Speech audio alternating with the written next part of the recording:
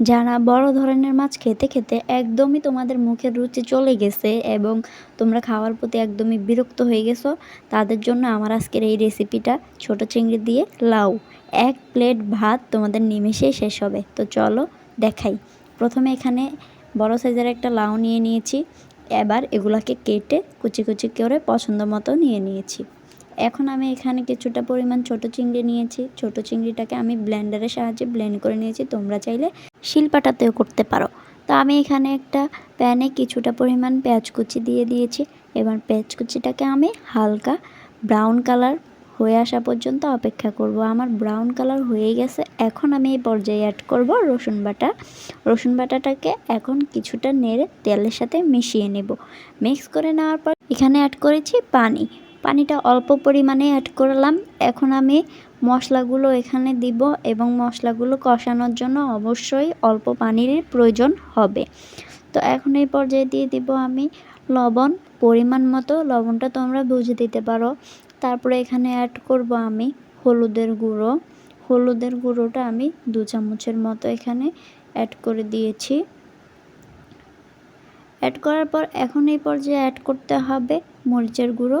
মরিচের গুঁড়োটাও আমি আমার ঝাল মতো পছন্দ মতো দিয়ে দিয়েছি।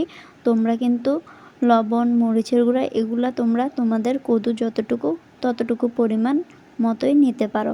এখন এটাকে লাল লাল হয়ে কষিয়ে আসা পর্যন্ত অপেক্ষা করব। দেখো একদম লাল লাল হয়ে গেছে এবং তেলটা উপরের দিকে উঠে এসেছে। এখন এই পর্যায়ে ব্লেন্ড করা চিংড়িগুলো, ছোট চিংড়ি, সেগুলাই এখানে আমি অ্যাড করে দিয়েছি। এবার এটাকে একটু নেড়ে ভালোভাবে মিক্স করে নিতে হবে যতক্ষণ পর্যন্ত এটা থেকে ভালো একটা ঘ্রাণ না আসবে। এখন আমার হয়ে গেছে। এবার কেটে রাখা কদুগুলো আমি এখানে অ্যাড করে দিয়েছি। এবার কিছুটা নেড়ে ভালো করে মশলাগুলো মিক্স করে নিয়েছি। এবার ঢাকনার সাহায্যে আমি এটাকে কিছুক্ষণ কষাতে দিয়ে দিব যতক্ষণ পর্যন্ত এটা থেকে পানি না উঠে আসছে। কষানো প্রায় অল্প হয়ে গেছে, বাট আরও কষাবো। তো আমি দেখানোর জন্য দেখিয়ে দিলাম তোমাদের কতটুকু পরিমাণ পানি এখানে উঠে এসেছে। আমি কিন্তু একটু পর পর এটাকে উঠিয়ে দেখছিলাম যেন নিচে না লেগে যায়। এখন এটা একদম শুকিয়ে আসা পর্যন্ত আমি অপেক্ষা করব। এই পানিটাতেই কিন্তু আমার কদুটা অনেকটা পরিমাণে সিদ্ধ হয়ে আসবে। এটা এখানে আলাদা কোনো পানি একদমই অ্যাড করা লাগে না। যখন একদম শুকিয়ে আসে তখন হালকা একটু পানি অ্যাড করে দিলে হয়ে যায়। তো আমি হালকা একটু পানি এখানে অ্যাড করে দিয়েছি। এবার ঢাকনার সাহায্যে এটাকে আমি আরও কিছুক্ষণ রান্না করে নিব যেন তরকারিটা একদম ভালো অ্যান্ড ঘন একটা ঝোল ঝোল তৈরি হয়ে যায় এখানে। সো আমি এখন এটাকে ঢাকনার সাহায্যে আরও কিছুক্ষণ রান্না করে নিই। আমার কিন্তু কদুটা প্রায় হয়ে এসেছে। এখন এই পর্যায়ে আমি ধনের পাতা কুচি এখানে অ্যাড করব। তোমাদের বাসায় যদি ধনে পাতা থাকে অবশ্যই অ্যাড করবে। ধনে পাতার এত ভালো একটা স্মেল, একদম মানে তরকারিতে অনেক ভালো একটা স্মেল আসে। তোমরা বাসায় থাকলে অ্যাড করবে। তা আমার কিন্তু তরকারিটা হয়ে গেছে।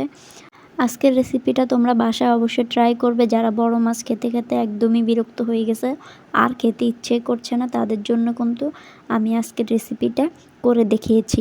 তোমরা বাসায় এই ছোট চিংড়িগুলোকে কদু দিয়ে রান্না করে দেখবে, এক প্লেট ভাত তোমাদের নিমেষেই শেষ হয়ে যাবে। তো যারা আমার চ্যানেলে নতুন আছো তারা অবশ্যই আমার চ্যানেলটাকে সাবস্ক্রাইব করে রাখবে এবং লাইক দিয়ে রাখবে নতুন নতুন রেসিপি পেতে। এবং আজকের রেসিপিটা তোমাদের কাছে কেমন লেগেছে অবশ্যই সেটা আমাকে কমেন্টে জানাতে একদমই ভুলবে না। আল্লাহ হাফেজ।